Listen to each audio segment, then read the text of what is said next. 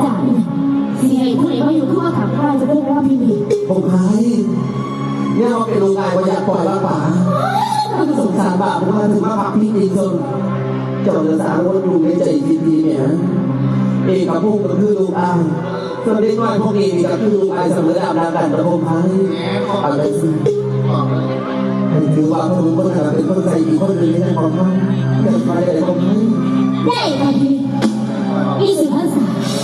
หูสิไงลูกมึงอยู่ห้างกูกันเฮ้ยไอ้หา